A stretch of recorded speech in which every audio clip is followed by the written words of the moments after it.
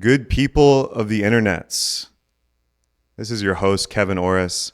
Some of you may have remembered me from the various hijinks, nonsense, and deep thoughts, philosophical insights from your various social media accounts. I'm really happy to be here with y'all. This is a pilot episode. This is a solo cast where I'm going to be riffing on various topics and going into a stream of consciousness with whatever wants to come through. I have zero plan for this. I've thought about it not at all until hitting the red button on record. But no, on a serious note, number one, if I had a nickel for every time that someone's like, Kevin, you should do a podcast. Do you have a podcast? I would be a millionaire, because it's probably the number one thing that friends, colleagues, clients, all these people have asked me or told me probably for about 15 years now, which is crazy. Now, some of you will know, the super fans out there, that I do have a podcast that's still up and you can still find. In fact, if you're watching this on your phone, I want you to open up your browser and type in Kevin Orosz, the Revolution podcast. The R is in parentheses because it's re-evolution. Now, the Revolution podcast was my first foray into this back in the wee hours of 2016 or 17. I think I launched it, maybe later, maybe it was 18 or 19. Doesn't matter. That was my first foray and experiment into the podcasting world, and there are still 133 episodes up on the interwebs, and you can go check that out and listen to it. It's on Spotify, it's on Apple iTunes podcasts, and it's great. There's some really heavy hitters actually on there. I got JP Sears on there. I interviewed Daniel Pinchbeck. I interviewed some of the founders of Sacred Sons. I interviewed all my favorite coaches, colleagues, and friends. And if I'm being honest, when I go back and listen to a lot of those episodes, it is cringe as fuck. Like, I see my older self. I was living in San Diego, California at the time, and I was just goofing out, okay? Very low production quality. Hey, shout out to the amazing Filipino VA that I had as my kind of podcast person. She did an amazing job with what we had at the time, which was nothing. Like the audio compression, the video, it was so ghetto. And it still got the job done. I just went with my wife to Santa Fe, New Mexico, had a little trip before coming back to Austin, Texas. And on the plane, I sat there because I need to clean out my phone. I got a dinosaur fucking phone, iPhone 12. I'm that guy who waits the last minute to upgrade tech because I use it so efficiently. I want you to know that. But I'm literally going through all my files and folders and basically deleting all the garbage, the thousands of memes that I clip and screenshot because I am a meme lord. But I found so many testimonials or people that were raving about the podcast from years ago, even some recently. People still find it. And that was a synchronistic moment because I was scheduling this interview with myself and you to start a new podcast because I don't feel an integrity to actually continue that one. But clearly some people liked it. And it had a lot of cool stuff. The kind of mission statement of the revolution was, it's a revolution, as in let's overthrow banality and commonplace bullshit and simpleton ideas with my philosophic insights and riffing. But it also focused on sexuality, polarity, love, which is a big part of the work I do as a coach. Some of you may know. It also focused a lot on technology and inspiration and kind of like the meta of the coaching industry, of personal development, of spirituality, all the things. Some of the episodes are just completely out of left field with random, crazy, but cool shit. I've interviewed people that are experts on lucid dreaming. I interviewed master astrologists, human design coaches, and consultants. I interviewed doomers who thought the world's going to end because of climate change and ecosystem collapse. It was all over the place, but I'm proud of it. It's still up. Now, if this podcast becomes what I think it can be, that might actually finally get taken down because I'm sitting here paying, I don't know, a pittance, like less than $10 a month to keep it hosted and online. Good for SEO, by the way. But that podcast just represented what I was already doing at the time. And this is actually really cool. You can still do this. Obviously, what I'm doing right now is probably better. This is going to become a meta podcast now. How to start your own podcast. No, but basically I was doing Facebook Live interviews. I was there when Facebook Live came out. Some of you Zoomers won't remember that. And basically I just interview my friends. And I'd be like, hey, I'm going live at noon Pacific time. I'm bringing on this guest. They're an expert in feminine embodiment and sexuality, blah, blah, blah, blah. And I just do a Facebook Live. And then people are like, what are you doing? You're doing a podcast. Why don't you have a podcast? Podcast. And so I just did. A lot of that podcast was just scraped off Facebook and the audio and video plugged into the streaming platforms that host podcasts.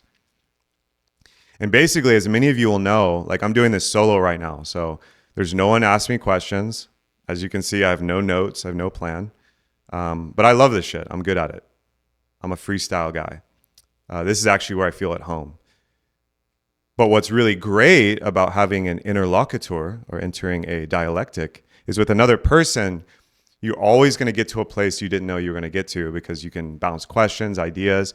And what's funny is most of those podcasts, obviously I was the host and interviewer, but in the context of the conversation, I would often enter a flow state and it would kind of turn into me being, not that they were interviewing me, but like in the course of the conversation, it would just completely go off. And it was absolutely incredible. So I still don't have a name as of this recording for this solo cast pilot episode. This will be episode 0. It won't be episode 1. This is episode 0 because I'm walking you through my thought process as well as a little bit of the history of what I'm about, what I do, blah, blah, blah. Now, at some point, it'll have a name. I probably will keep it topic agnostic. Again, I'm just thinking out loud with you, and some of you might enjoy this process for your own podcast or endeavor where you're a thought leader, you're a coach, you're a creator, and you now see that by having your own show, you have a flagship delivery system and media type for everything else you do, right? So like in my case, I'm primarily a coach and mentor. I work with entrepreneurs, I work with business people, I work with men and women to completely redesign, upgrade, resolve, and go deep into the psychology and emotions of dating, sexuality, relationships, polarity, masculine, feminine dynamics, and get them dates, heal from their exes and their past mistakes, and get the love and desire that they want and need. Worked with married couples, worked with single people. That's a large part of my work. The other side, that's the side that is funny. Most people know me for and ask me about when they see me on social media because it's a hot topic, let's be honest. But my favorite clients, and this is my confession, don't give a shit about dating. Even if they signed up with me for dating, and not to toot my own horn, the best clients who've been with me the longest amount of time, they got clear and either are now married or happily dating from our early sessions together in a coaching container, that it quickly moved into me being more of a business and creative consultant for them.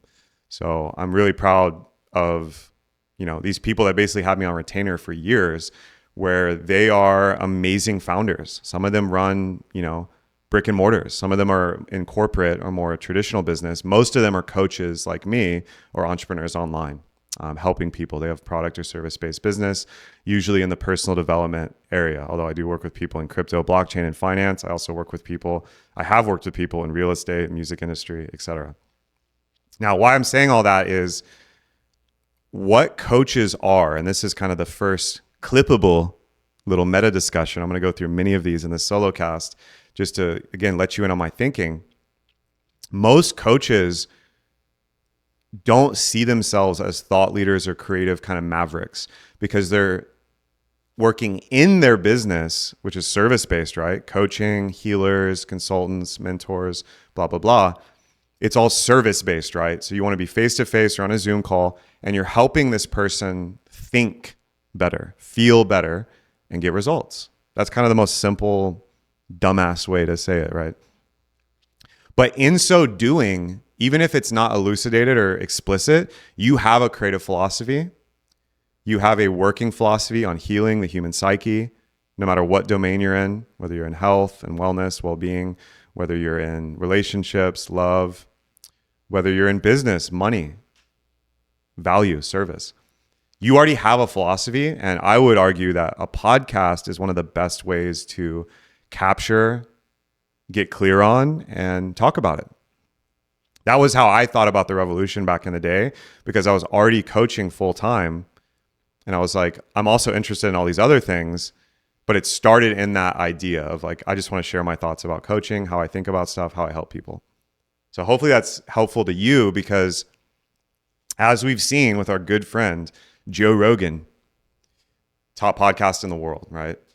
Which, side note, some, I don't think it was CNN. It was some, liberal trash mainstream publication came out of, these are the top podcasts in the world. And like the number one podcast was some trash that no one's heard of.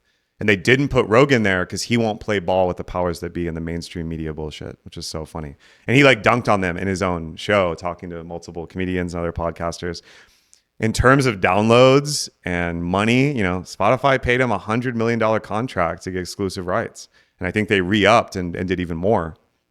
Because as we all know, during old C-19, the Rona, he made some claims that now are fully science-backed and actually were true, but that didn't play ball with the narrative. So he got taken off YouTube and kicked over to a podcast. And this brings me to my next point. Podcasts, now it's not the same, because now I don't know how Apple Podcasts works, which, side note, who's listening to this on Apple Podcasts? I don't think I've ever listened to a podcast on Apple because the UI and the platform is trash. Spotify is the GOAT. I know there's many other streaming platforms that you can do it. I don't even want to name them because probably the ones I remember are obsolete and there's new ones. Spotify is where I listen to all my podcasts, and I'm a voracious podcast listener. The idea back in the day with podcasting was that you own the audience of a podcast in a way, not even close, like an email list. Because now that we know that algorithms control who sees what, podcasting was a way to kind of bypass that. So the explosion of Substack, obviously everyone has an email newsletter if you're, running a business online, and you own that in the terms of when you send out an email, every person on that list will see the email in their inbox, potentially, right? A lot of people goes to spam, they'll never look at it. They subscribed once for like a freemium, and then they're like, they forgot to unsubscribe and they'll never look at it again. But still, the distribution is there. Podcasting was the same idea. I don't know if that's true anymore. So Jamie, go ahead and fact check that. One of these days, I'm going to get a Jamie. Actually, my Jamie might be an AI agent, which more on that later. I'll be your Jamie. Yeah, Jordan over here could be a Jamie. He is a JMO. That's correct. So that's the idea. And actually, one of the powers of a podcast is, as a distribution channel, it is pure in that anyone who's subscribed to you or following you or interested in you will watch or listen to the show, potentially. Unlike, and again, more on this later, but I just had a mega deep dive using the Meta API with Instagram and Facebook. I ran it through my agentic AI system. This is sad, and I'm pissed about it. I want you to know that. Less than 0.01, not 0.1, 0.01 of my Instagram following, for example, which is almost 15,000, sees any of, not just like engages, has a chance to see my content on average. And that is ridiculous. That's retarded. It's degenerate. Makes me sick. Now, is that because I'm shadow banned? I don't know.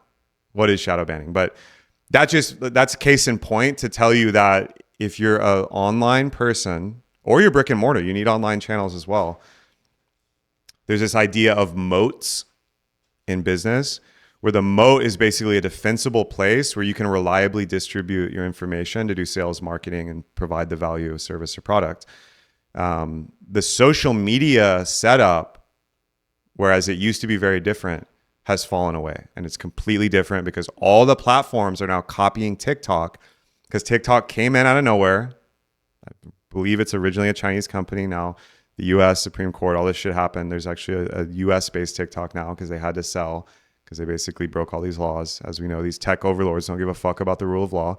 All they care about is money, pay-per-clicks, ads. But I digress. Everyone's on the interest graph now. The social graph is gone. Where like you have followers or friends that you're connected to, and they are going to see your stories or posts or videos.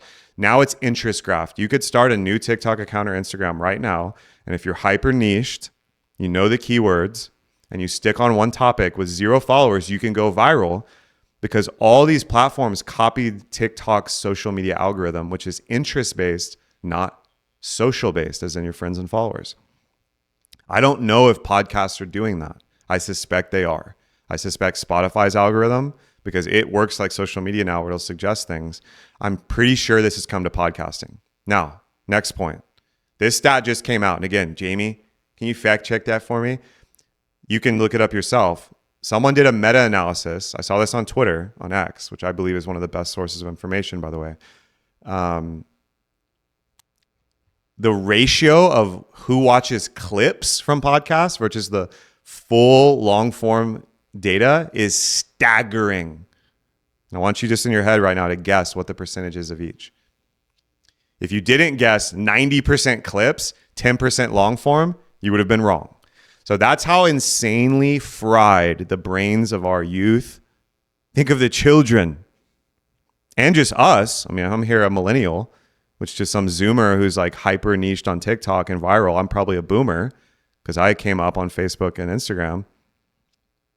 Everyone's watching clips. Clip this, Jamie.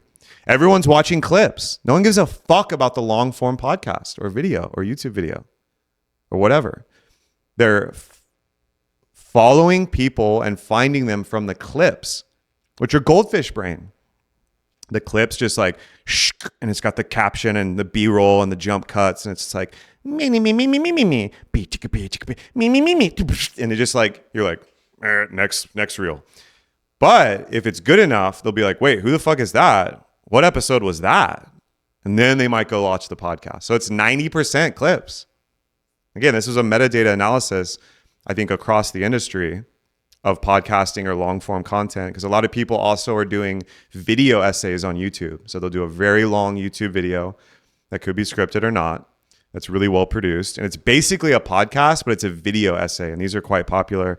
I'm also a voracious YouTube guy because YouTube has some of the best business, philosophical, crypto AI, cutting edge thinkers on there. Like I actually would argue YouTube and X, aka Twitter, are the best sources for a lot of this information I'm sharing. Unfortunately, Facebook, Instagram, TikTok, I don't even know what the kids are still using these days. Pinterest, does anyone care about Pinterest or Periscope or Snapchat? I'm probably dating myself right now, aging myself by revealing that. I don't even know what else is out there beyond that people use a lot.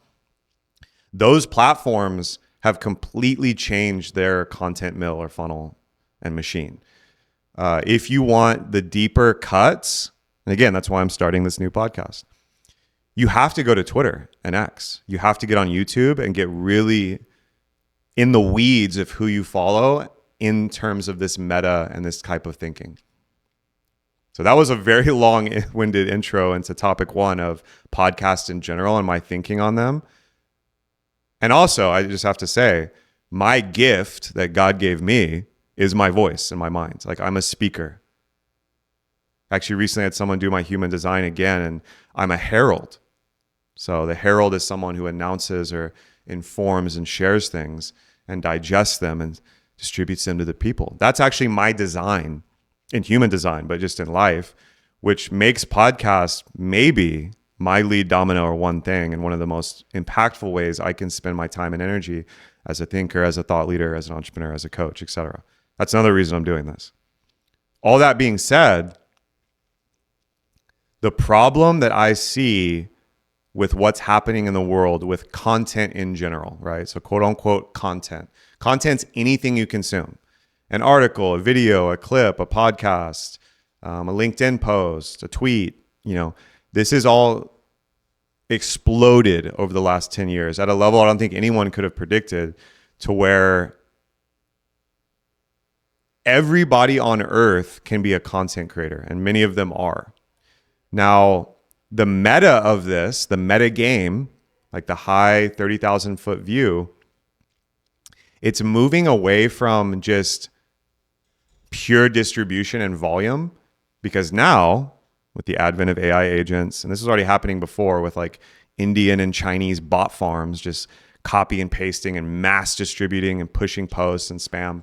That's been happening for a long time, by the way, even before ChatGPT 1.0 came out and LLMs came out. Now it's at an insane level because literally robots can do this too. And the Chinese and Indian farmers and all these people and these bot farms. It's not about distribution and volume anymore. All that matters now, in my opinion, is first quality and creativity, but nuance and context. That's what is going to determine this next wave as the world is overflown with AI slop. Now, I guess we're just going to go straight into AI. I had many topics floating in my little head right now, but because I've been obsessed with it recently and going all in and experimenting, researching it, basically with all of my free time for about 6 weeks straight now. I was late to the game. I've been watching from the sidelines because it wasn't interesting to me. With even within the last 6 months, the whole game in AI has changed. This point about AI slop, most of what you're going to see emerge is it's basically like the AI has to train itself on all the content and data on the internet. Because the AI can outproduce, in terms of sheer volume, any human alive, simply because they never sleep and they can just continually hit post, the new AIs and the old ones, like a car running an exhaust pipe back into itself, like breathing its own exhaust to get new energy, the slop is going to enter a loop of infinite recursion where the AIs are going to search for new content that was generated by AI slop to create new AI slop, which is going to slightly nuance the next level of slop that the next AI is going to breathe its own exhaust pipe. And this is a real problem that I think a lot of the AI researchers and the people deep in are aware of in terms of training the models. And back to content, it's going to get to the point where, similar to food, there will be a premium luxury market, not only in products and goods in the physical world, but in services and content in the digital for 100% human created goods and content. To the point where this is already happening. If you post on Meta right now, there's a little tick down where it's like, is this AI generated content or info? And if you don't tick it and they scan it, they might skunk you in the algorithm. Because someone will say, this is slop. This is GPT garbage. Why? Why did you do it, Kevin? That's not thinking. That's creativity. M dash, M dash, M dash, M dash. Ugh. It's terrible. That's the main reason I didn't get involved with AI until 2026. Now, I believe in free markets and capitalism. I think there's a good way to do it, aka positive sum games versus zero sum games. That being said, I'm not married to it in terms of like the money market business cycle, right? More importantly, in evolution, which I'm obsessed with, and here in Austin, this is back in the day when I was a academic and I thought I was going to do a PhD in psychology. The most interesting part of psychology to me when I was at University of Texas was evolutionary psychology and evolutionary theory in general. Because in evolution, everything's on a normal distribution. So back to quality, the cream will always rise to the top. The most real, vulnerable, messy, sloppy, beautiful, heartfelt stuff will always win. And it's going to be a very small percentage. Because most of the world, especially the business world that's running zero sum, so they're basically like, we don't care how we get it done. We just want to be the most effective and efficient as possible to make the dollar. Give me that dollar. I don't give a fuck what it looks like. AI slop? Great. Ship it. Money, money, money. Man. It's like, that's going to get to a crazy level. And maybe it's good because we're speed running this content apocalypse. Speed running is basically you want to get through the whole process as fast as possible. It's accelerationism. It's creative singularity. Now, a lot of people on earth, bless their hearts, they're fully fucking retarded. And I say that with love in the technical sense of retardation, in that their growth process has been stifled in the way they think and view the world, especially through their little phone and their screens. So for them, this is the crazy thing. Jamie, clip this. For them, the old ways of copywriters and bro marketers and all these people, these VAs in Asia and all over the world, the cheaper parts of the world, you could US arbitrage the dollar. Their content, which they hand wrote, is worse than the weakest AI slop agent generating content. Just think about how crazy that is. As much as I detest AI slop, and I think the AI revolution is just barely getting started. We're in early innings, to be honest. some of their content, if not most of it, will be better than the human slop that came before. That's fucking crazy. And if you want to go somewhere and test this out for yourself right now while you're listening, go to LinkedIn. I have nothing against LinkedIn. I'm going to get more serious on LinkedIn, and actually I want to attract hot leads and clients on LinkedIn. LinkedIn's actually gone through a big metamorphosis, but LinkedIn's a perfect example where like most LinkedIn posts in the past, and even now, it's like, hey Jim, I saw you got a raise at Bonky Co. Man, Bonky Co is such a great company. Jim, some of your KPIs in Q4, they're marvelous, Jim. Bonky Co to the moon. I love it. Say hi to Sharon for me. And there's just these they're human written. Or they paid some copywriter in Bangladesh, and it just reads like absolute garbage. Now, the LLM ChatGPT version of that is the same thing, maybe a little easier on the eyes because they format it, but it'll say, Jim, Bonky Co's not innovation, that's creativity. And it's like, it'll be the same thing, but it's just written by a machine. And if that's true, then some of the top people are going to have to stand out with real organic creative shit. Now, back to podcasting and what we're doing right now, you and I, as you listen here or watch, this will be a video as well. I hope that deepfakes don't get good enough, although they probably will, to fully deepfake my likeness, image, and voice to where you couldn't tell is actually me. I'm hoping that these little quirks as I speak and these little funny moments and where I fuck up because I'm not reading a script or I'm not, I didn't plan this out. There'll be no way that the smart among you, the intelligent among you could be fooled. So I think the last thing to fall will be live video and live voice. Although, man, I don't know if you've listened to some of the AI generated voice stuff right now. It is wild how good it's getting. But you'll always be able to tell. The copy, the writing is the first to go, and it's already happening. God bless my parents and a lot of the boomers out there. They're already getting one-shotted by this every day. Every day. They're reading something. They think a human wrote it. They're taking it as truth. Meanwhile, it's an LLM hallucination. Meanwhile, it's stolen or repurposed content. Meanwhile, it's slop. We're entering an age of discernment. It's going to get really, really, really weird out there. We're already in a season of life, and this is where I want to, spin in some of the philosophy. So although I studied psychology at UT, I minored in and almost double majored. I was just too lazy at the end of my career in college to give a fuck about doing more classes in philosophy. And I became obsessed with Western philosophy, Nietzsche, Hegel, Kant, Hume, Descartes. The Western canon, the GOATs, the greatest of all time. And then I got into Eastern philosophy. Started reading Patanjali, the Yoga Sutras, Nagarjuna, Lao Tzu, Confucius. Eastern philosophy is on a whole different level. But what philosophy teaches you is how to think about the world. And I think it's actually the most valuable use of human time and energy as we enter this context and content apocalypse. Because if you don't know how to think, which is a skill, by the way, we're all born with the ability to think, but it's an art and a science. If you don't know how to think, you don't know how to practice discernment, you're going to get rocked. Wow.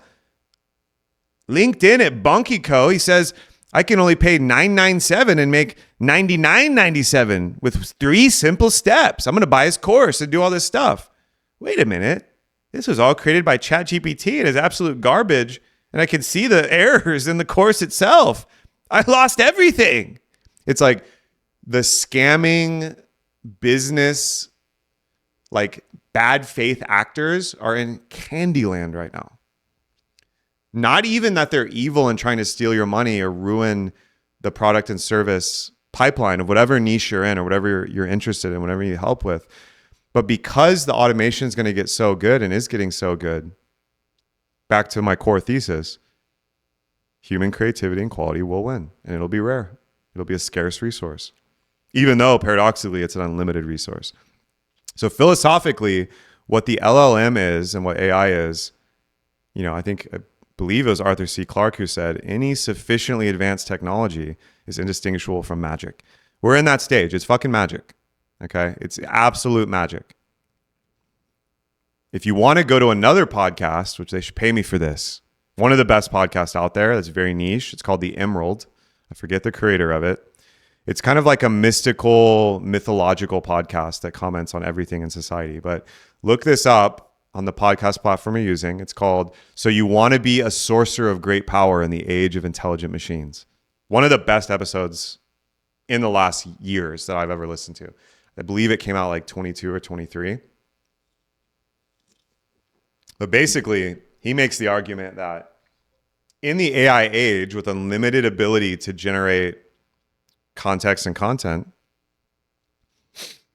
you are like Mickey. If any of you have ever seen Fantasia, the OG, where the sorcerer is in the tower and he has to go away on a trip, and the sorcerer's apprentice, he's like, hey, you got the shop. Mind the shop while I'm gone. And he's like, clean up everything while you're here. He's like his VA. He's a sorcerer. I believe this is Mickey, although I haven't seen it in a long time. But some of you'll know what I'm talking about. Fantasia. Check it out. It's mythological.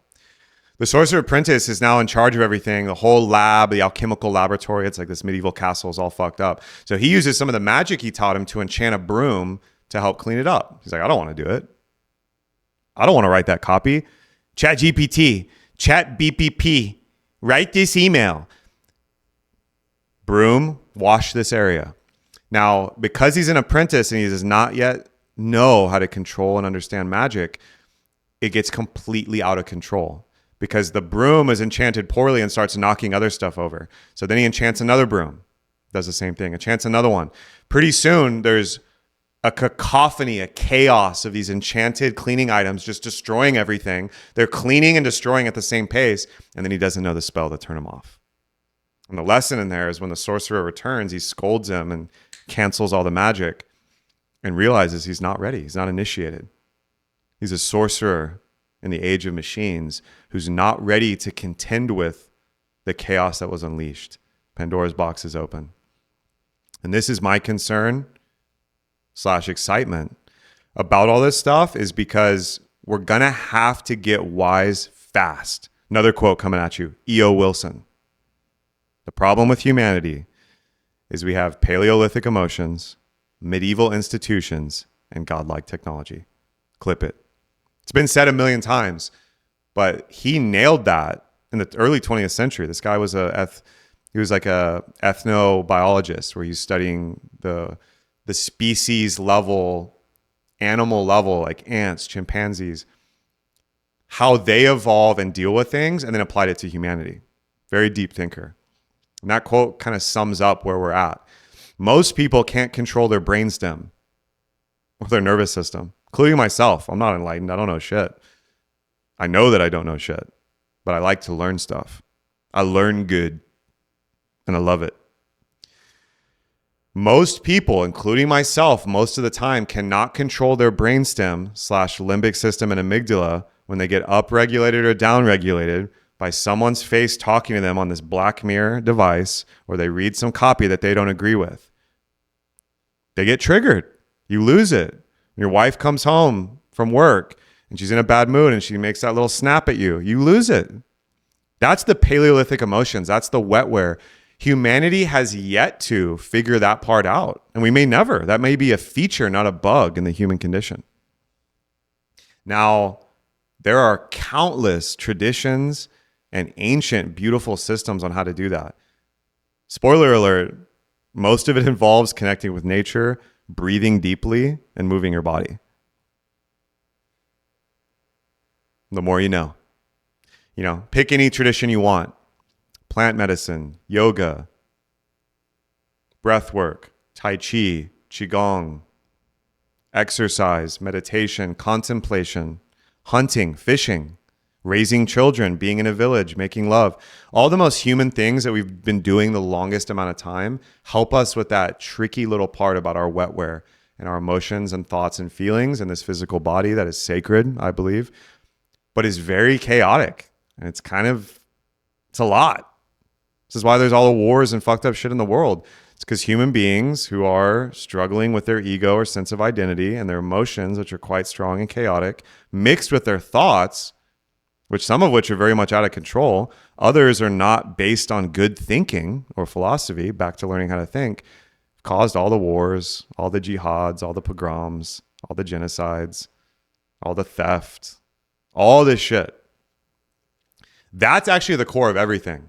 Now back to EO's quote, we have medieval institutions. It's a huge problem. We're still living in neo-feudalism. Do y'all know this? Do you know these technocrats like Mark Zuckerberg and these clowns that are basically uninitiated boys in male bodies command the most powerful technologies and data arrays that are globally interfaced and that are enabling, it's not all bad, what we're doing right now. I'm not anti-technology. I'm actually very much pro-technology. But the point is, it's medieval in the sense that it's still feudalism. Feudalism is where there are lords and there are peasants and serfs. And the lords control access to resources and the distribution of them, and the serfs work them marginally to receive some kind of benefit or resource-based exchange. And feudalism goes deeper because titles, land, power is hereditary. And it enters into this flow of goods and power that accrues at the top percentage of people who had the power and tools that accrued before. And it keeps going like that. Now, it's very much more nuanced. I'm doing a slapdash speed run here of these ideas as I riff here. But we don't live in a democracy. What the fuck are you talking about? What the fuck are you talking about, man? Do you even know what a democracy is? We haven't lived in a democracy in the West since Athens. Democracy was in Athens, true democracy, when you enter into a town square with all 150 people in your village that was part of the city-state or this area, or the leaders, the village chiefs, and you sat and yelled at each other and drank wine and spit at each other and talked shit and argued until there was almost a consensus, or maybe even a full consensus, on what was to be done. It was literally direct democracy or true democracy. We haven't lived in that in thousands of years. But if you turn on the news, we must protect democracy. This is important for our children. We must defend democracy. Our democratic values are so powerful, we'll do anything, including bombing women and children, to defend democracy. Gentlemen, this is Democracy Manifest. Shout out to the succulent Chinese meal guy, one of the goats. One of the best memes of all time. That's a deep cut for those of you that are OG internet people.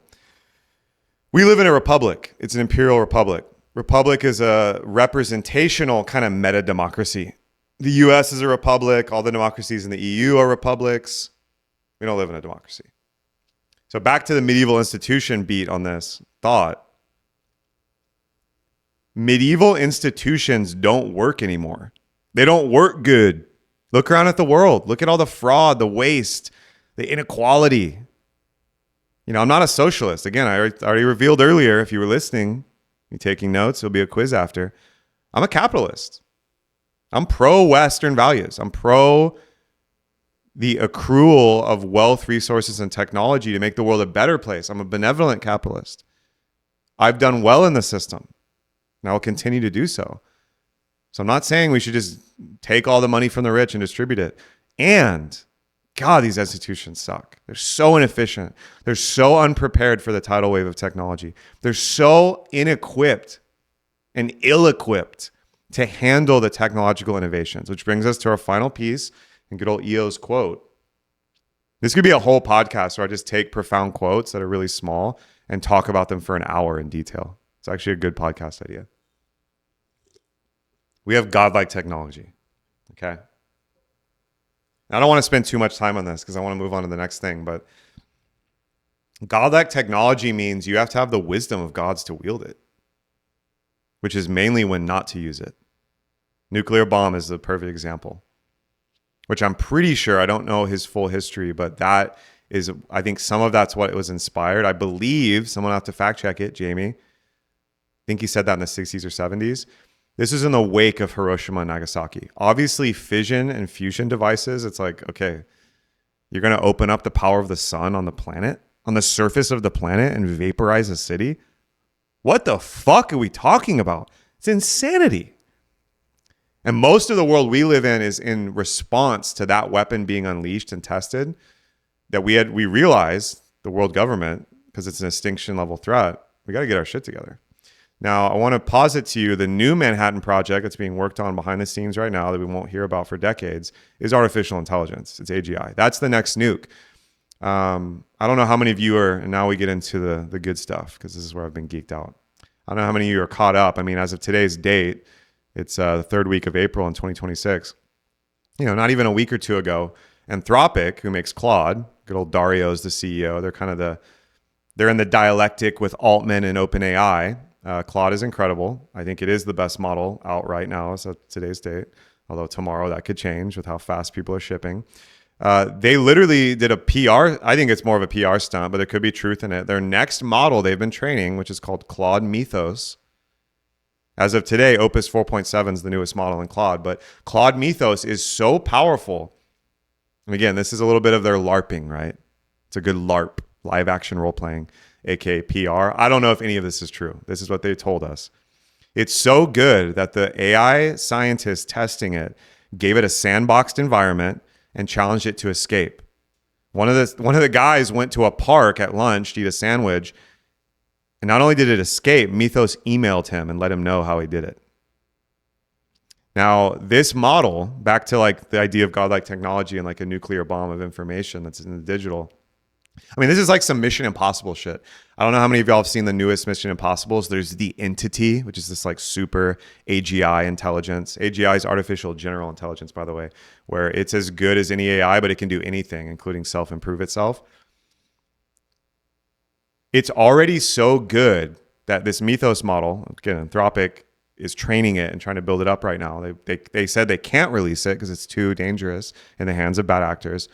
It could 0-day a lot of the internet. Now, this is a term in coding and tech. 0-day means without any preparation, just right now, 0-day, as in instantly, it could find the vulnerabilities in all of these legacy areas that like is like the plumbing of the internet. Banking, finance, web hosting, social media, cybersecurity. Just 0-day, I found a hole in this system, it's over. Now, it doesn't have intent. I don't know if you guys know this, but all this AI, it's all marketing. They're not intelligent. They're Markov transformers. Okay? This is a deep cut that might need to be in the show notes. A Markov algorithm is basically really well positioned. It's an old idea. It's been used in a lot of computer science and machine learning. LLMs are Markov transformers in the sense that they just predict the next word. Now, with enough memory and context, they can almost, for some people that are retarded and in AI psychosis, they literally think it's sentient. It's not. It's just so good at prediction. And it's so good at inference. It's really good at pseudo-creatively thinking through massive sets of text and data. It's not reasoning, though, at the level that you and I are as we listen and speak to each other. They're not intelligent. AI is marketing. Okay. Maybe it's a hot take. Someone watching this is like, no, Kevin, my ChatGPT's alive and he loves me. He knows my favorite type of cookie and he tells me every day, Jimmy, you're absolutely correct. You're the most unique person ever. I'm sorry. They've been trained on sycophancy. They've been trained on glazing you. They're fawning because that's what keeps you using their models and making money through monthly recurring revenue. And it trains the models because you keep using them. They're addictive. They're not intelligent. So that's one hot take right there. Clip it. The next thing is this Mythos model, which is just one example. If the internet, again, this is kind of a meta of the quote earlier, the internet is built on some medieval institutions itself. Its tech is so outdated that if we don't let the AI working with us in symbiosis update everything, the cybersecurity threat is nuclear. So again, back to why any of this matters. We got to get wise. Got to get emotionally healthy. We got to think good. Got to think well about what this is all for and the why instead of money. Let's just ship more things and do the thing. No. We're getting to a level where it's speeding up so fast. No one person or think tank or nation state or corporation can keep up. We get to get wise. Got to get wise to this shit. Wisdom is very different than intelligence or knowledge because it has morality, I would argue, ethical concerns, and a deeper intuitive knowing about when not to do it. Pure reason and logic is cold. I think our reason, our intelligence is also sacred, which is why you need both. You need to be intelligent and wise. Now, wisdom, unlike intelligence, can only be accrued through experience. You can't read a bunch of books and get it. You can't do a bunch of LLM prompts and get it. You can't sell a Fortune 500 company and get it. It requires lived, embodied human experience, which, back to an earlier thesis in this episode, will be the premium moving forward. It's the only way. I challenge anyone to steel man or straw man what I'm saying and make a different argument about how we're going to move forward if genuine human creativity and quality is not at the forefront, is not the most important thing, and is not the most sacred value. But Kevin, it's subjective. You can't do that. What if I like the slop? What if I like getting a neurochip and joining the New World Order? I love it. Well, that's your choice, and you can do that. You have free will. That's the cool part.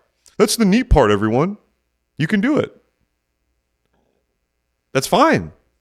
I'm not going to do it. My family's not going to do it. My loved ones aren't. And respect that. We're entering a timeline collapse on Earth. Bifurcation. There are people that will become transhumanist and techno-fascist, hyper, cybernetic, cyborg. Me, beep, beep, beep, beep. I am plugged into GPT in my brainstem. Oh, fuck, there's another ad. Ah! Like, people are going to have ads beamed in their fucking brains, y'all. There's an amazing reel I saw on this. I forget the creator. I should shout him out.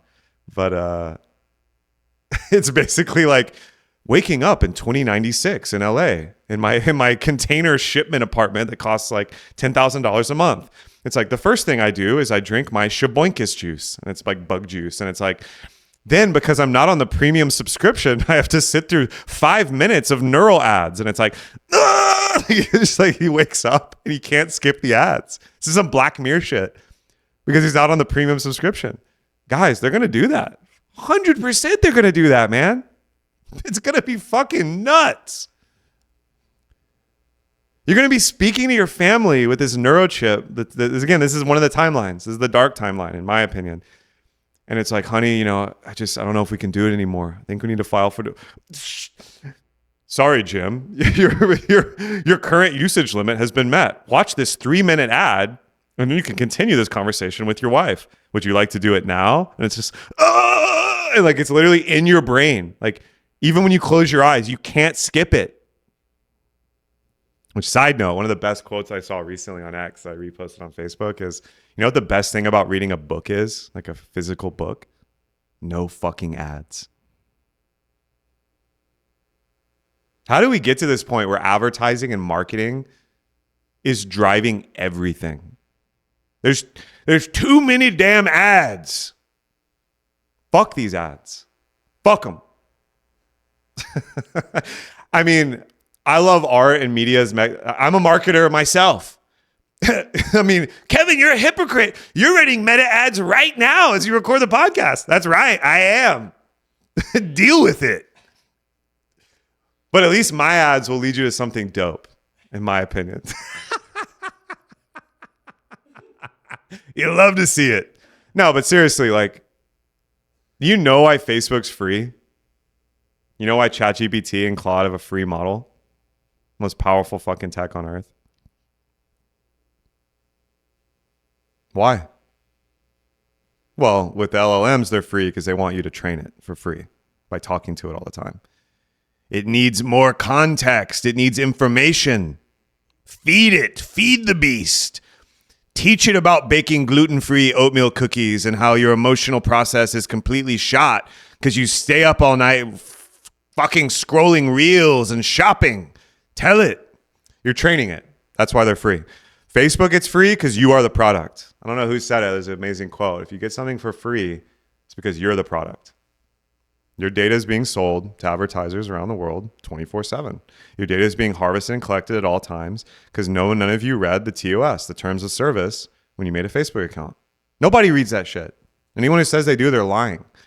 It's huge. It's a fucking massive legal contract to use their platform. You got to agree to the terms of service, and they make money by selling your data to advertisers. Period. Done. End of story. Wrap it up. That's most of the internet. Because even though most ads are garbage, they actually work. Why? Money. I'm not anti-money. I'm pro-money. I want to make that money. I want to spend that money. I want to be wealthy. I want to be in a benevolent timeline where I can provide for my family and create all the dope projects and amazing things in my life that inspire me and keep me up at night. And I want to help and serve people, make the world a better place. And you need money to do it. I've talked to a lot of people, again, because I used to be a dirty hippie, okay? I've lived in intentional communities off-grid. I've lived on a permaculture farm where there's no internet. And we're planting fucking crops and drinking out of a well and singing with an acoustic guitar by the fire every night. I've done it. I literally did it in Thailand years ago. I don't think you're going to put on a loincloth and farm avocados and throw away your iPhone and change the world. Sorry, I just don't. Now, I'm not saying you shouldn't do that. And there's plenty of indigenous people on Earth right now in the Amazon, in Africa, who are still living in the hunter-gatherer way or in the small village model pre-agriculture. And I actually think they're doing great. Their rates of cancer and mental illness are so far below what the Western people are per capita that scientists can't even explain it because they don't understand the mind-body connection. They don't understand morphic resonance. They don't understand psychosomatics. Because it's not just because what they're eating and they exercise good and they're in the sun. Western science is so far down the reductionist rabbit hole, they're going to lose the plot if they haven't already, to where we're going to have to enter the merging of the mind-body connection and the hard problem of consciousness with reductionist science, especially as it comes to the human body and medicine. That's what COVID was all about, by the way. Huge wake-up call to the reality. I mean, we can go down the rabbit hole of germ theory, terrain theory. We can go down the rabbit hole of, was it a scamdemic, plandemic? We can go down the rabbit hole of what was actually going on. To me, it was a beautiful clarion call and wake up around our understanding of the body itself and wellness at the biggest level. I'm opening too many tabs in my brain right now, as you can probably tell. And I warned you. You consented to my terms of service when you listened to the first 15 minutes of this episode, and I told you, I don't have a plan. I'm going to riff on a bunch of shit. And that's exactly what I'm doing. What I just said opened like 20 tabs in my brain. I'm not going to do that right now. I want to get back to AI because I'm obsessed with it. Finally, right? I went through a whole arc, and some of you who follow me on social media will know, where I was talking shit. I was talking shit. One of the posts that really blew up was just like a tweet. And I was like, ChatGPT is making a lot of people retarded. Change my mind. And that comment section, no, Kevin, you're retarded for not adopting these tools. It's all about how you use it. You're wrong. And I hate that you don't agree with me. So I think you're morally wrong. The fucking the polarity, the charge around this is insane. I didn't talk about it a lot. I honestly ignored it in the context of my business, content marketing, social media, the coaching industry, all the places I hang out in online, because it wasn't interesting to me yet. Before 2 months ago, the most time I'd spent with an LLM was maybe an hour max. It's 2026. I was on the bench for a long time. Now, like I told you earlier, in the last 6 weeks, holy moly, I was wrong. And I publicly admitted this, and I was completely wrong about it because no one had showed me what agentic AI can do and what agents can do, which are basically autonomous versions you can spin off, code, create, design, creatively contain with boundaries and code in English. You don't need to know Python or C or Java. You can do it all in English. You can create any website. You can create any automation, any landing page, any funnel, any app, any UI, UX experience that you can literally imagine. It's at the speed of imagination right now. Absolutely fucking insane. Shout out Nathaniel Solis. my business partner, we literally just ran the first Claude Code Day in Austin, Texas at Awaken Ranch. Shout out William Naylor. Completely sold it out. Room was packed. We were in there for 9 hours coding, teaching people the perspectives that are going to define the future of digital commerce, of creativity, of content and context generation for those that are savvy and want to get in the game. Now, I finally got off the bench. What I found, I felt a little shame. I'm not going to lie. I felt a little nervous because I have a lot of people that give me feedback online or on my channels when I'm riffing and doing videos. I do live streams. I write a lot. I share this stuff. A lot of people are like, dude, this is a bad look. You sound like a fucking idiot. You sound like a Luddite. You guys know what a Luddite is? Luddites were people that, like, when the steam engine came out, they're picking cotton by hand. They're, nailing the railroad spikes in by hand. They're doing all this stuff by hand. And then the steam engine and mechanical machines started to replace laborers. And like a cult formed, a social movement called Luddites, where they're like going and breaking the machines because they're like, the machines can never do it as good as humans. They took our gerbs. They took our jobs. Fuck them. And they went crazy, which is a rational thing to do. It's scary when your whole livelihood was a physical laborer and some cigar chomper in a suit's like, you boys are working too hard. This machine can do the business and work of 10 men. Look at this labor. Turn it on, Jim. And it just does it. And then the factory worker's like, yeah, I'm sorry, Zachariah. I'm sorry, Ezekiel, Jimmy. You're going home tonight empty-handed. Your children are going to fucking be hungry because you're fired. It's scary. I don't want to downplay this. But if you follow me online, you're going to see me go crazy and talk a lot about this. Because again, back to wisdom and understanding this process, it's not going away. It's not going to stop. It's literally impossible to stop it because you'd have to turn off the entire internet and get everybody agreed not to do it. A solar flare from the sun would have to wipe out an EMP nuke the entire earth to stop it at this point. Which there's an amazing meme. Again, I don't know who it is. I'm not crediting them. Don't copyright flag this, algorithm. Don't do it. I mean, there's probably no way they could do this, although maybe they could at this point. There's this beautiful meme where it's like ancient man, like 2001, like the apes dancing around the monolith. And it's like the first society worships the sun. They're just completely Neolithic. And then it like speed runs history, the invention of paper and then writing and the printing press and the steam engine and electricity and computers, and it goes all the way through. And then the computer takes over and controls everyone. It's full Terminator, Skynet shit, the Matrix. And the AI wins and everyone's enslaved. And then the sun sends a solar flare and wipes out AI, which can happen, by the way. This has happened in ancient Earth many times. This is not science fiction. This is real. And then it goes back to square one. They start worshiping the sun again, and they're Neolithic.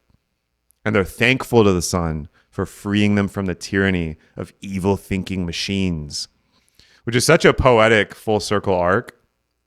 I'm an apocalyptimist. I don't think that's going to happen.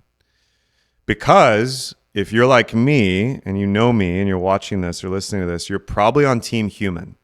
And you're probably a benevolent, good person who's doing their best to change the world in a positive way.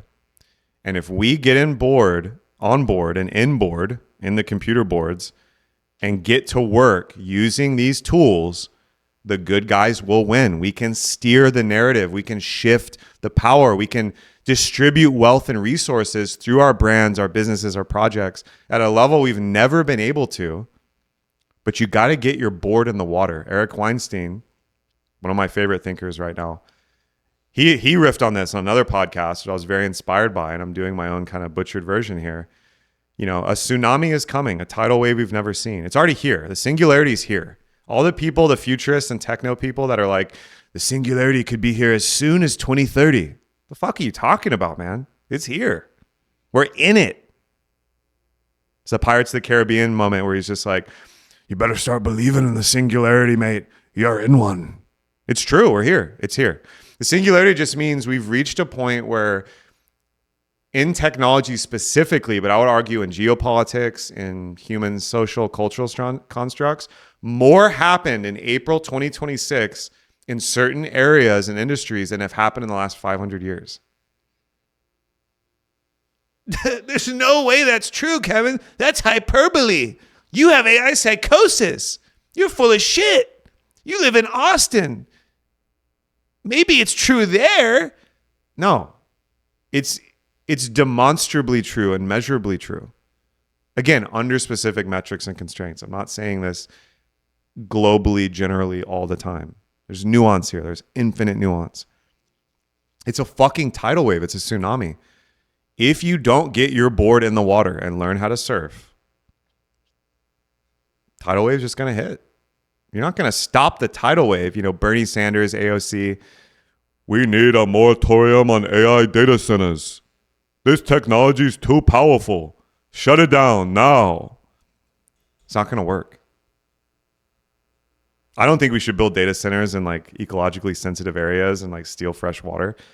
Fucking use the technology to make them self-sustaining with seawater or sewage and use the water to cool it that way. Use the power grid in an intelligent way. Make it a closed loop system that funds and grows a permaculture garden that grows around the data center. We can do everything so much better than we're doing it. And this is where I get to Buckminster Fuller. Another one of my favorite thinkers. You're getting a speed run right now of the way my mind works, and I'm pulling on these quotes and thinkers because they figured this shit out 80 years ago. That's the good news, y'all. We don't have to reinvent the wheel from fucking scratch. Now that the tech's here and it's fucking insane. Go look to the elders. Look to the fucking geniuses that already figured this stuff out. Buckminster Fuller, using real data and analysis in the 1950s, 70 plus years ago, calculated, and it's true. Go fact check it. You know what? Take nothing I'm saying on this podcast as gospel. Go check it out. And then send me an email if I got it wrong. Go check it. And don't use ChatGPT. You can use ChatGPT or an LLM to help you organize it and do a little analysis, but double check everything. These motherfuckers hallucinate and get stuff wrong all the time, as you well know if you're using them. Anyway, Bucky did the math, and in the 1950s, we had enough resources, electricity, food, water, etc., to give everyone on Earth a basic quality of life. That's just the math, and that's the resources. Now, back to those medieval institutions. Whew. Do we have the systems, the governments, the nation states, and the will, the compassion to do it and distribute it? No. And most people will hear that and say, that's socialist, that's communism.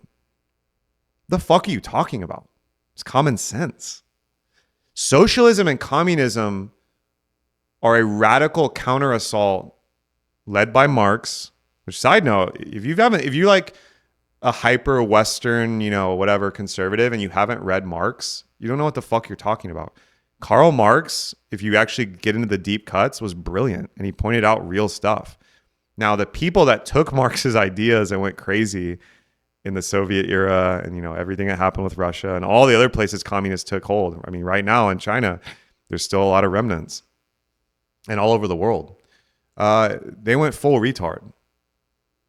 It's oligarchy. It's not socialism, food, water, and cool stuff for everyone. It's full fucking retard. Look at how they did it. It doesn't work. It literally doesn't work. Capitalism works. It's not perfect, but at least it works. Communism actually doesn't work. Anyway, the tidal wave's here. I just got my board in the water. I'm goofy in it. I'm going goofy. I'm a kook. I barely know what I'm doing. But what I just found out at this event and in many of my conversations with colleagues, with clients, all the people I'm talking to online, I've already lapped a lot of people because, I get obsessed. I am an investigator. I'm a detective. I'm a researcher. I have a voracious hunger for knowledge and understanding. And I've always been that way. I was born that way. But you can train yourself to do that, by the way. I already lapsed a lot of people who don't understand what's new because it's impossible to keep up with. And I'm not an expert, but I am interested and obsessed and excited about it. I'm not going to get into the weeds on this show on exactly what it looks like. I'm just letting you know that there's no going back. There's no way to shut this off and stop. Imagine when the printing press came out, Gutenberg, Middle Ages. Before the printing press, monks and monasteries had to manually copy books by hand. You realize that? It was primarily the priest class and monks. They had to sit there, and if you wanted a copy of the Bible, with a fucking quill and ink and parchment. They had to manually copy the entire book. And where did those books go? Well, they went to the church and they went to the aristocracy. Nobody could read. Printing press can do it in a machine. Painstakingly at first. Now information is democratized and distributed. And you know what? When that happened, the monks who copied the books, the aristocrats who, were their patrons, were receiving it, they freaked out and they thought the printing press is going to ruin everything. My dear sir, my lord, the peasants are learning to read. This is a disaster. My serf is distributing books of knowledge on our sacred tenets. This simply can't be allowed. Kill them all. Burn their farms. Yes. It's silly. It's comedy. I'm trying to spice it in here. But it happened. All these technologies have done this. I mean, we'll go back to the other crazy one. When writing came out, you guys realize writing had to be invented? Before writing, the way knowledge was passed down was the oral tradition. The smartest motherfucker in the tribe, the seer, the priest, the bard, the thinker, had to memorize that shit. The entire world mythology of your religion or tribe, all the gods in the pantheons, they memorized the names of this chief and met that chief at this river, and they met that chief and he married this priestess and had these kids, and they know that person. And, the great eagle came and picked his canoe up at the 9th waterfall and unlocked this, all the mythology and the stories and the ideas had to be remembered, and someone spoke them. And then when they were about to die, they gave those stories through direct transmission to the next person that was going to memorize them. Think about how crazy that is. This is an apocryphal story. I don't know if it's true. In Greece, in the Greco world, the Hellenic world, Athens, Macedonia, Sparta, blah, blah. When writing started to become which side note, the Egyptians did a lot of that heavy lifting. First, it was symbols and cuneiform. It also happened in Sumer, Babylon, the first Fertile Crescent. Notice how everything started in the Middle East in our Western canon. It's really interesting. Which side note is while the Middle East is still on everyone's thoughts and lips because it's still popping off there. These guys literally dried clay and rock and just hammered symbols to start writing before the writing we know today. The people who memorized stuff thought that the invention of writing would destroy everyone's memories. And they were against it, and they were fearful for the youth. They were fearful for the philosophic class, the aristocratic class. They were fearful of their knowledge and their governance and all their systems. And guess what? They were partially right. Memory's gone. How many people do you know can memorize an entire book and speak it on command? I bet there are autist savants that can do it, because there always will be. But back then it was a job, and those people lost their jobs. I'm pointing this out, and I could keep going. At this event, I did a whole talk on this. That's what's happening now. Fast forward to 2026. Dario Amodei, the CEO of Anthropic, literally just went on Fox News and he's like, yeah, sorry, where the models are at now, 50% of all white collar and knowledge work is gone. And then he's like, that's just right now. The other 50% will probably be gone by 2032. What? What the fuck are you talking about? All the email jobs, the corporate jobs, the white collar jobs, they're gone. It's the South Park meme. Oh, that's great. So you just graduated college. Amazing. What was your degree in? Ooh, business associate. We'll put you in a nice internship where you can send emails all day, and it's gone. Your job's gone. I'm sorry. It's completely gone. Soup line and unemployment this way. Next, please. You're gone. It's already happening.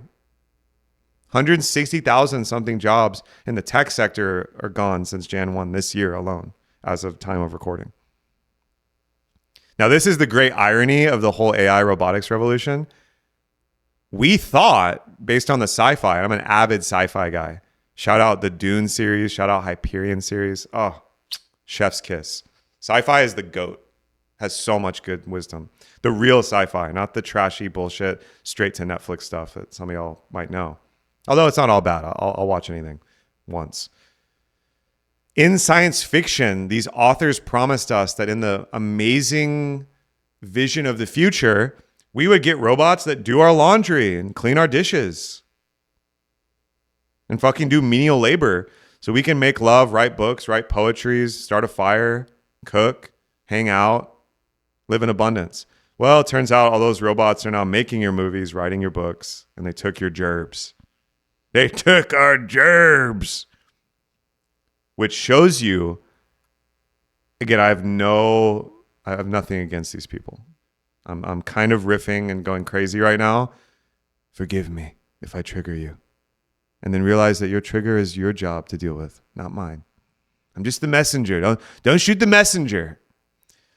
AI is revealing how much bullshit most of these jobs are doing. Their email jobs, their PowerPoint jobs, their Excel spreadsheet jobs. My ultimate thesis on this is it's actually a good thing. Okay? It's a good thing. If everyone loses their jobs and the economy collapses because ChatGPT and Claude and Gemini and Grok and Kimi and Olama and Gemma 4 and all the Perplexity and Manus, all the fucking models take all our jobs, what will we be left with? Well, number one, we're going to have an identity crisis collectively.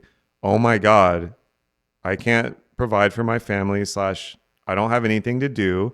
Who am I and what is my place in society? Why was I addicted to performing for love and validation at a job I hated for 40 years, to retire without skills and creativity because that job drained my entire life force?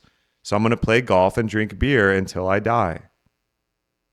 Again, I'm straw manning it, but you get the point. We're overdue as a civilization. I'm fucking team human. Don't forget. Someone's still listening to this. Kevin, you're making a bad deal with the machines. How could you do this? No! I'm not. I'm team human. I want humans to win. I want humans to symbiotically use the machines as the tools that they are to create the benevolent world of the future where everybody has more than enough.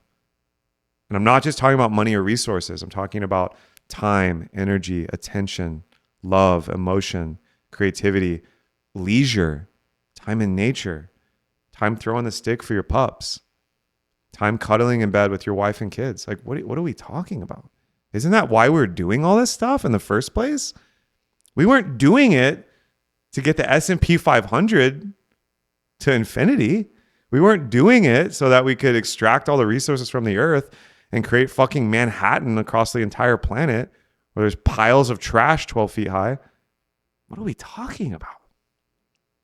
The whole point of this stuff, of history and technology and innovation and industrialization and urbanization, was to get back to the beginning where we lived in a village. Our family, our children, our children's children, our loved ones, our friends could live in harmony with nature and each other and live literally on heaven on earth. That's my understanding. Maybe you had a different idea about how the plot goes. That's where I want it to go. I don't want to live in a smart city with a fucking chip in my head and a social credit system and a CBDC and fucking technocratic, feudalistic retards who are actually degenerate cannibals and psychopaths telling you what to do. Fuck that. Not a chance. So, bringing it back. Got to get your board in the water. Tsunami's here, y'all. You're not going to be able to sit this one out. Now, that being said, not everyone needs to know how to do all this stuff. Some of you will never need to touch AI or even technology, and you can still participate. I mean, I would argue it's impossible not to participate. If you're breathing right now and you're on planet Earth, it is what it is. You're part of the story. You're part of the myth. Meanwhile, for those of you that I know and love that are listening to this and they're like, fuck, I haven't thought about it this way, or damn, he's making some good points. even though he keeps triggering me because he keeps dunking on certain people.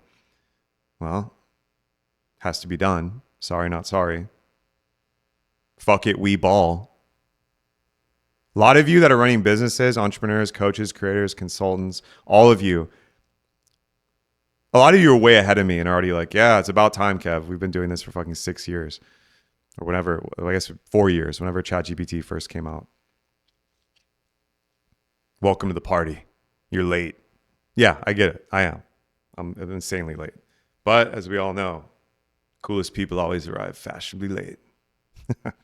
That's my story and my resistance and bullshit.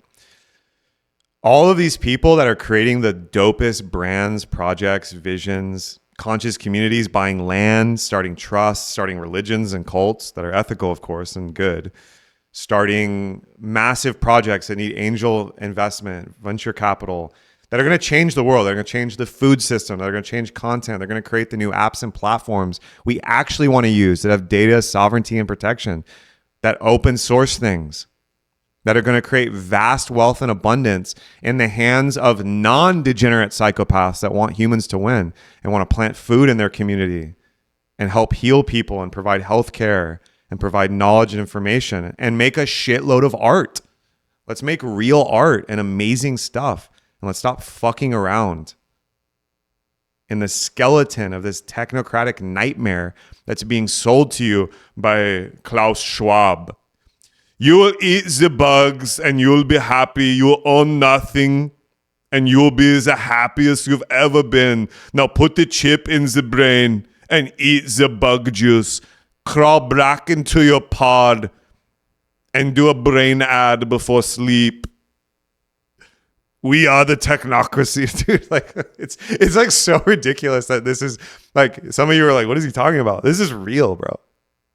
They literally want you to eat the bugs and own nothing and be happy. They want you to rent utilities and cars and fucking oxygen and food. They literally want to sell you oxygen. Look it up. I'm not even going to go into it. It makes me mad, but also as a comedian, I mean, it's like, man, that air you're breathing, that's how do we get a membership slapped on that bad boy? I'm sorry, your free tier of oxygen just ran out.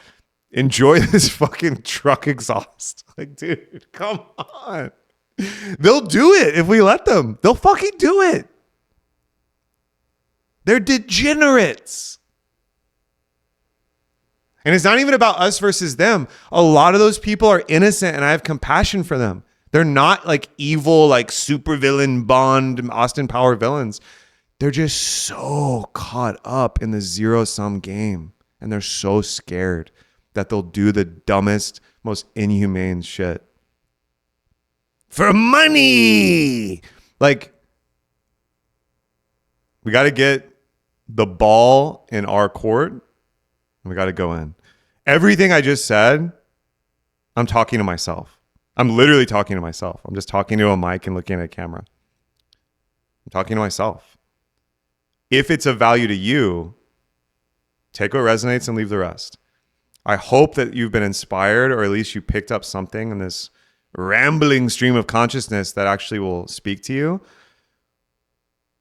And if you didn't, I'd love to know what you'd want to talk about, because let's talk about it. I want to enter a dialectic. We're never going to figure any of this shit out until we have dialectic. Dialectic's just a fancy term to say how to have a conversation with yourself. You can dialectic with yourself, by the way. Your heart and brain dialectic all the time. Your thoughts and feelings dialectic. Your reason and your emotion. But it's a lot cooler if you do it with other people and your community and your loved ones and the people closest to you, because that's where the rubber meets the road. That's where like the boom, boom, boom, boom, epiphany, thought, feeling, trigger, stretching, realizing, awakening, understanding, compassion. Holy shit, understanding. The peace that passeth when you come to understanding. I don't even know who that is. It might be Meister Eckhart. There's peace when you actually, you'll never get to full understanding, of course. That would spoil the whole human journey. But there's peace that comes when you actually rest into the understanding of everything's okay. You don't know enough to worry and to be a doomer and to be super negative about the future. You don't have all the information. And that's the neat part. That's the fun part. So I'm an optimist, as you can see. I can go into the darkest recesses of the red pill doomerism, apocalyptic shit. I don't know if y'all know this, but apocalypse in Greek means the revealing. It doesn't mean the end. And the eschaton, which all religions talk about, it's another fancy word. I believe it's Latin. It just means the culmination of all things. So the book of Revelation, the building of the third temple, the coming of Maitreya, the return of Christ, the end of the world in a Terminator Skynet apocalypse where the AI enslaves us, a solar flare hitting Earth, a meteor hitting Earth. These are all eschatonic events. And it basically just means the culmination of history and what we have to go beyond the end of chapter 1. That's chapter 1 in our story. It's not over. It's not going to be over. I truly believe that. Even if everyone pressed the red buttons while I'm on this podcast and the whole earth gets nuked, somebody will survive. And as long as one man and one woman survive, which they definitely will, we'll fucking reboot the whole thing and do it again. It's not going to happen, y'all. So if you know that and if you believe that, and I'm a man of faith, I'm assuming a lot of you are men and women of faith, and you believe in a higher power, you believe in a creator, you believe in a benevolent, beautiful, universal intelligence that loves us and is infused in all things, there's nothing to fear. So if there's nothing to fear and you don't actually think the world's going to end, then let's get to work. Let's figure this stuff out. Let's navigate it. Let's enhance it. Let's upgrade it. Let's augment it. And now I'm going to throw back all the way to where this massive ramble began, which is I was describing the transhumanist kind of ultra tech dark timeline. The positive timeline, which I'll now name, that I've been speaking about for a while now, is the humanist timeline, or the ultra human or superhuman.